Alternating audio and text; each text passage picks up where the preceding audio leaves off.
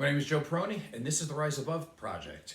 Today I want to talk about body dysmorphia, also known as muscle dysmorphia, and this coincides also with eating disorders. Now for today, I want to talk about it from the perspective for men.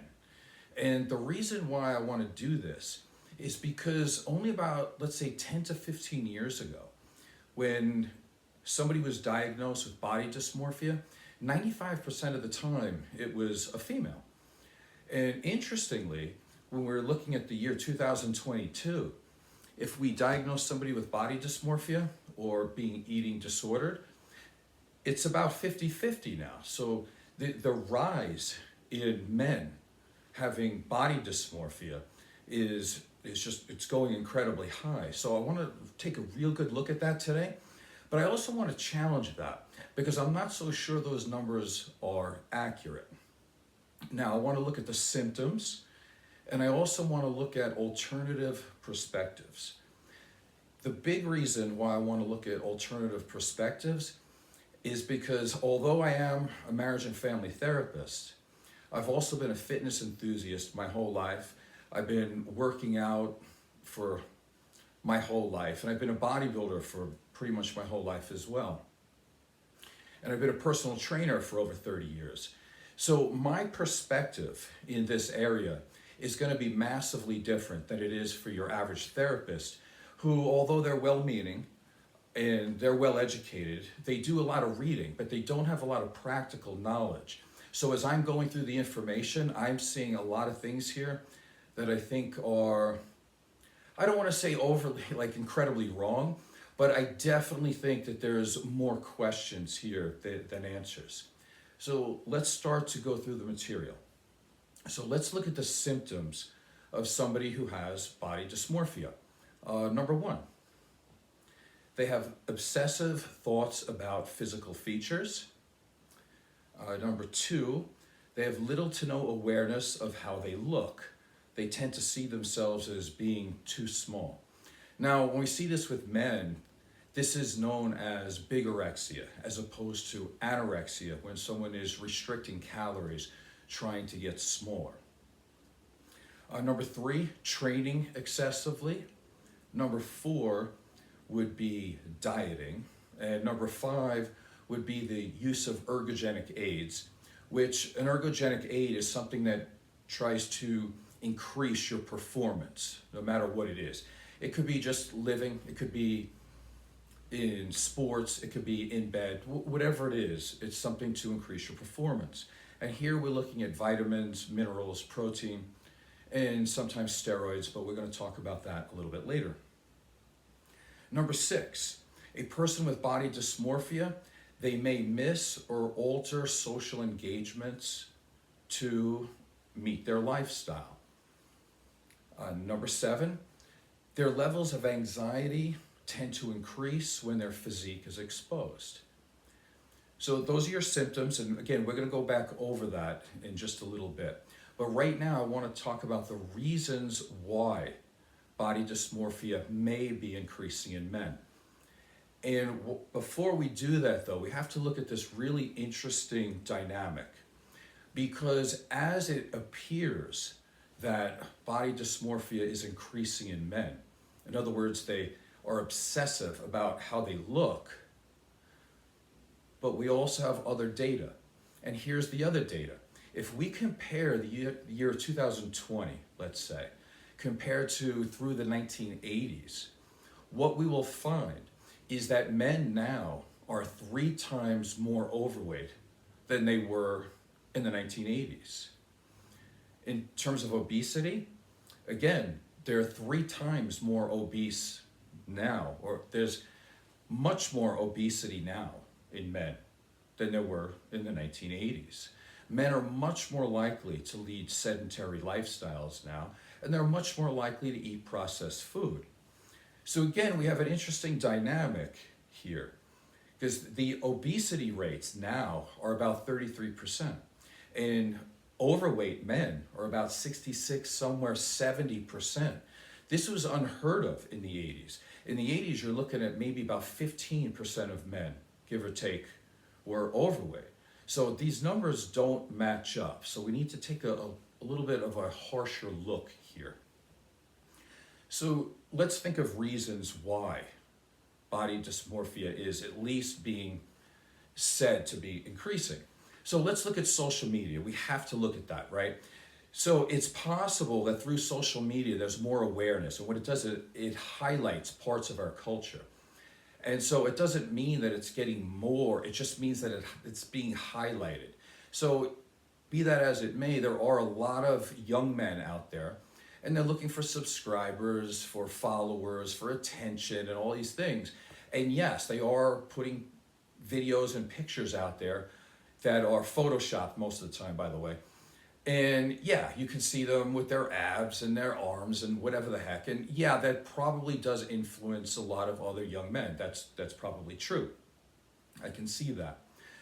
But if we want to blame social media for increasing men's body dysmorphia, we have to look at, well, how come it doesn't affect women as much?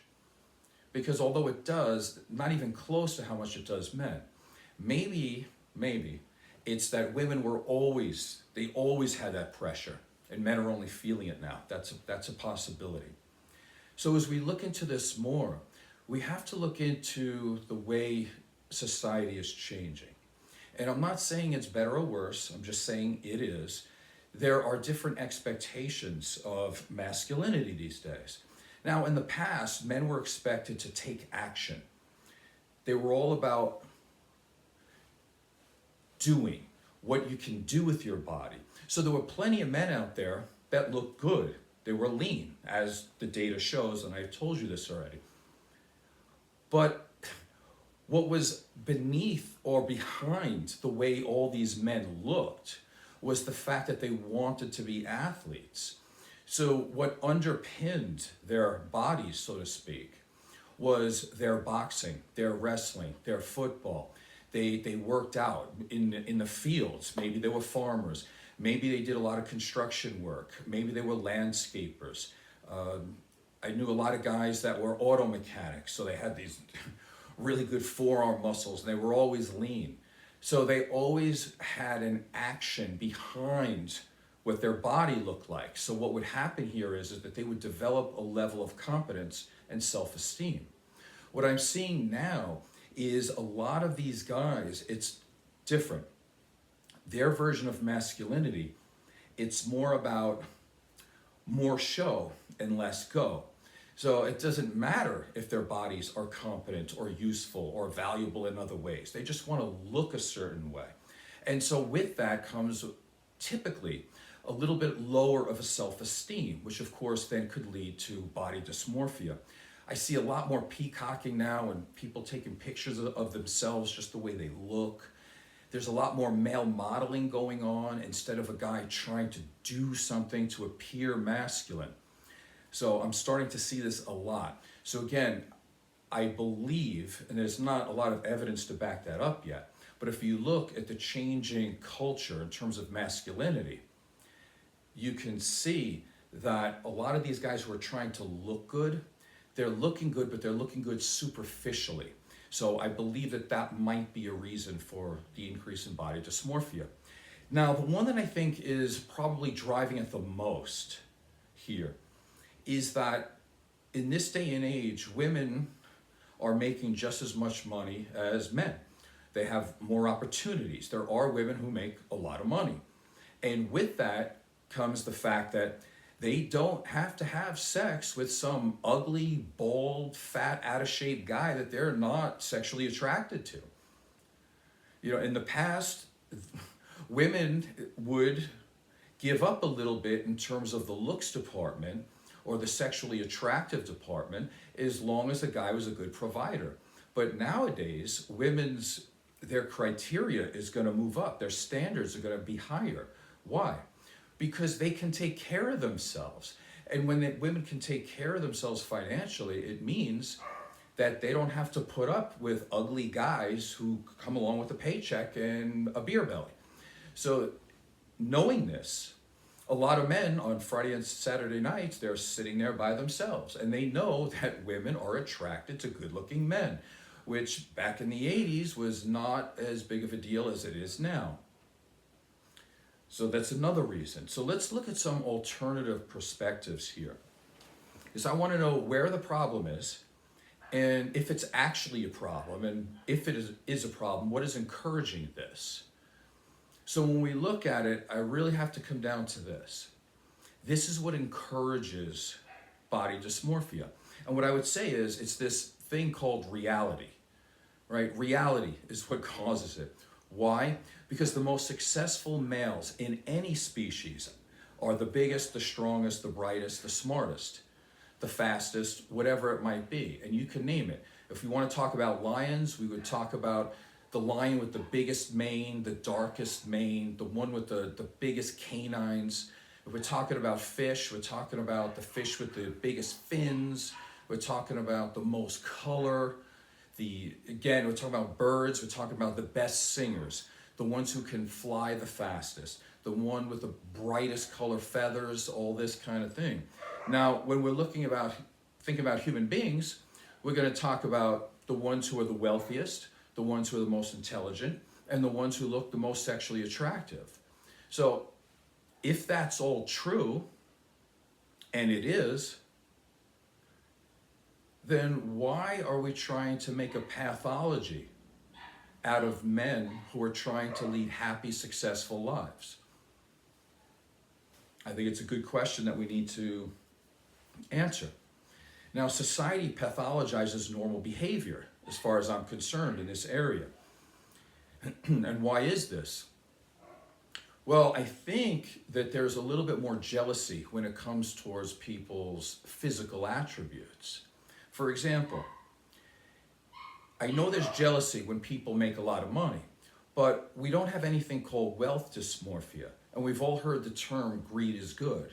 And if we buy into capitalism, where a lot of times profit comes before people, why are we not making it a pathology for people who want to gain too much money? Just a question. Now, on the other side, what about people who are trying to gain a lot of knowledge and intelligence? We don't pathologize that, and we shouldn't. I'm definitely not saying that we should. But it's really interesting because when I was in college, I had more than one professor, more than one for sure, and I'm not going to name names. But they would say to me things like, well, you're pursuing a bodybuilding title. There's a degree of narcissism to that. And number two, there's probably a lot of body dysmorphia and possibly an eating disorder behind all that. So again, I'm being pathologized because I'm pursuing a bodybuilding title. But they forget the other part, right? But as they're talking to me, this person is a doctor. So they pursued a title. They pursued a title of doctor.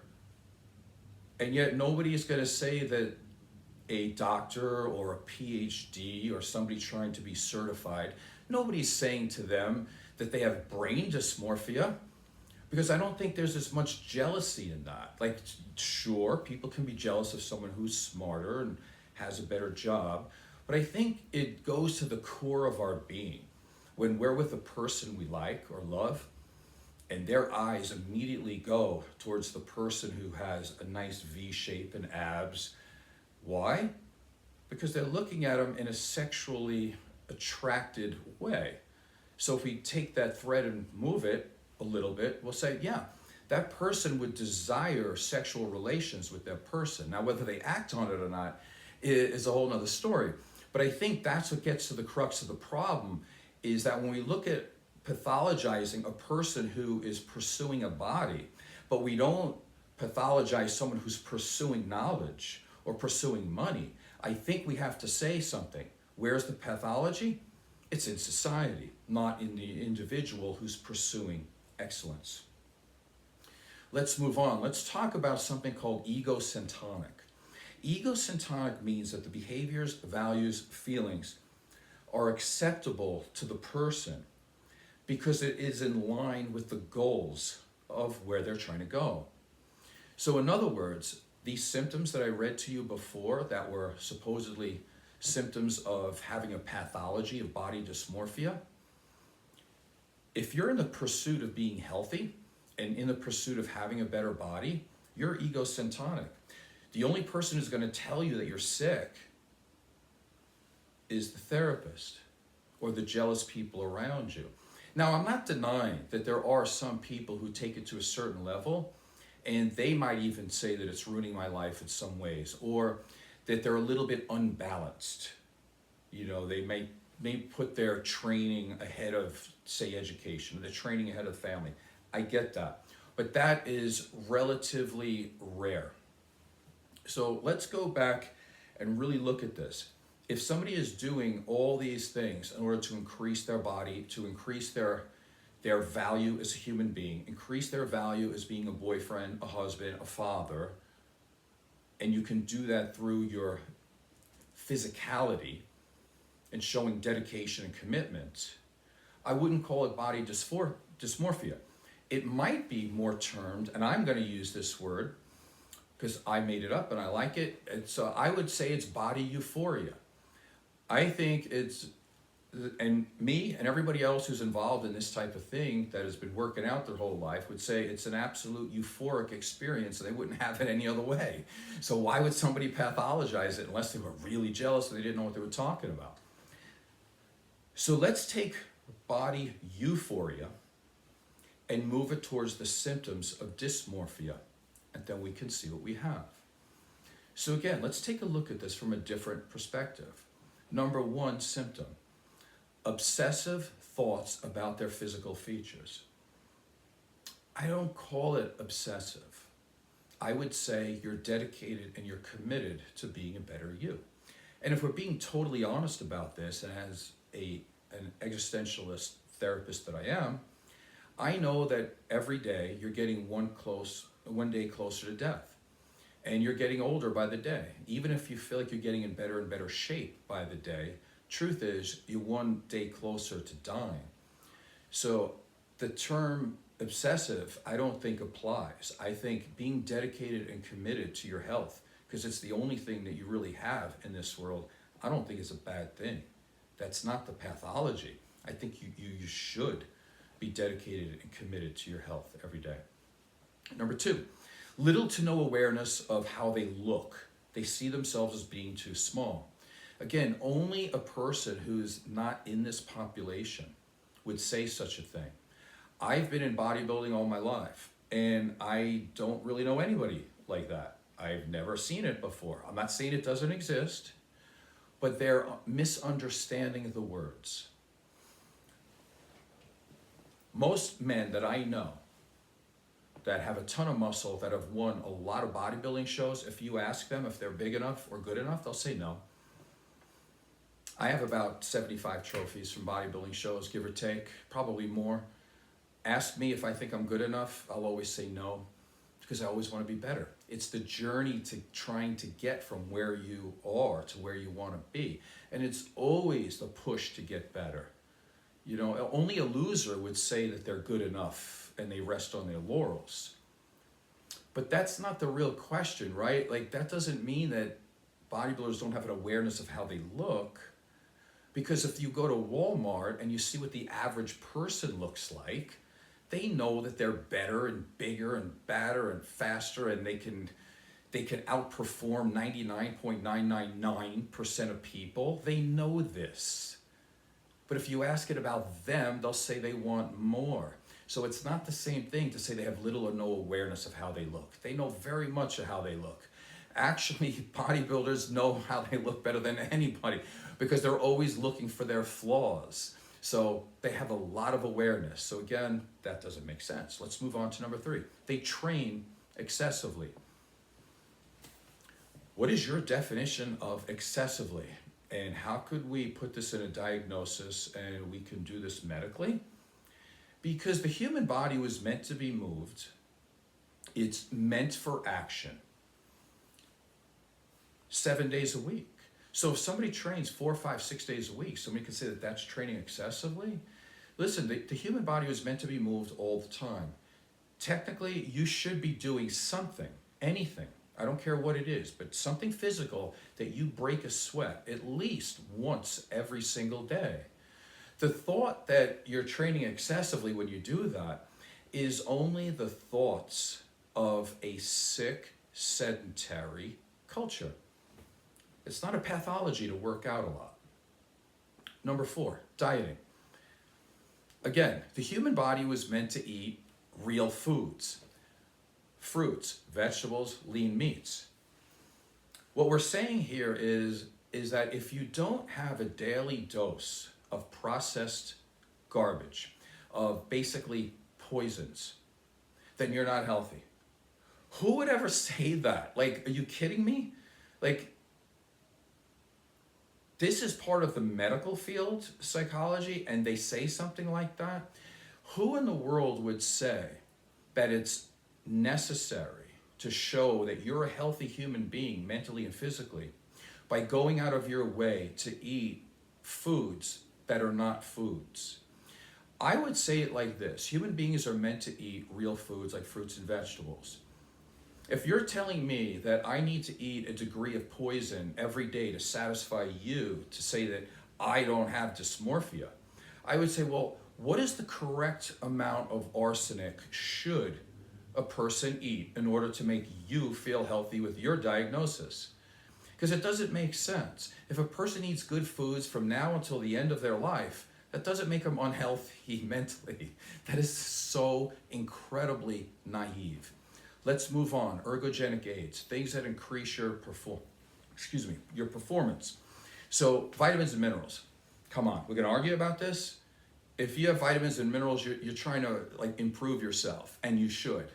So let's throw that off the table.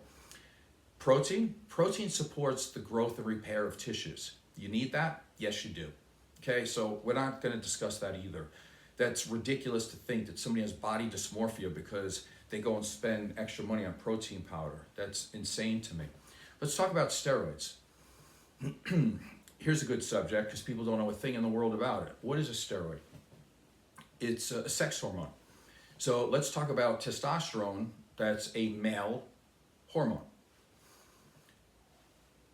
It's indigenous to the body. Every male has testosterone. Some of us have more than others. Now, when you're young, you have more testosterone, and as you get older, the testosterone starts to lower itself down. What do I think about this? I would say it's between the individual man and his doctor. And I say, if you're a psychologist, therapist, or some guy down the street, cat down the road, I don't care, stay out of the way between a man and his doctor when he's trying to be a healthy man. Stay out of the way. What are you doing there? Why do you even have a comment? Why does it make sense? Are you going to tell men that taking testosterone is a bad thing? What would be your argument? There is no argument. A man should be able to take testosterone because he's a man. Plain and simple. Let's move on.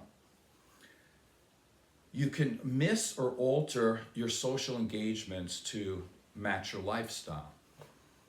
Okay, so you're a healthy human being. You're on, let's say, a nutritious diet.